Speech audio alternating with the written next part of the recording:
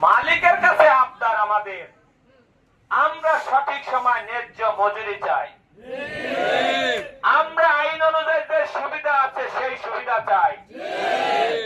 আমাদের সুবিধা দেবেন, আমরা প্রোডাকশন বাংলাদেশে অন্য গার্মেন্টসের তুলনায় যা আছে তার থেকে 1% বেশি দেব। আমরা উভয় উইন উইন সিচুয়েশন তৈরি করতে চাই, আমরা দা আর কুমড়া হতে চাই না। ক্লিয়ার বুঝতে পারছেন আপনারা?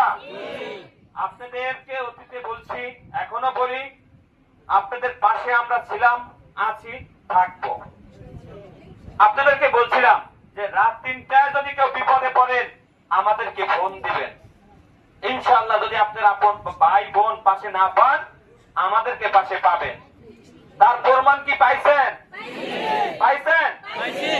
ইনশাআল্লাহ এখানেই নাই, ভবিষ্যতে সারা জীবন যতদিন বেঁচে থাকবো, বেঁচে আছি, ততদিন পর্যন্ত আপনাদের পাশে থাকবো। তবে আপনারা হাজার নৌকায় পা দিয়েন না, এক নৌকার মধ্যে থাকেন। আপনাদের ভিতরে ভিতরে ফাটল ধরবে, ফাটল ধরছে, এটা আমরা শুনতে চাই না। আপনারা যদি একটা ছায়ার নিচে থাকেন তাহলেই আপনারা ফসল ফলাইতে পারবেন, ফসল ঘরে নিতে পারবেন। কথা কি বুঝছেন?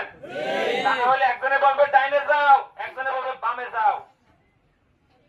যে বলবে ডাইনে যাও, যে বলবে বামে যাও, তাদের কিছু হবে না, হবে আপনাদের।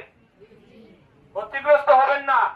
তার জন্য আমাদের এখানে আপনারাই নির্বাচিত করছেন যে কমিটিটা আছে, সেই কমিটি যে সিদ্ধান্ত দিবে এবং তাদের সিদ্ধান্তই আমাদের সিদ্ধান্ত মনে করে আপনারা সেই অনুযায়ী আপনারা সবাই ঐক্যবদ্ধ সাথে লড়াই করে কাজ করবেন।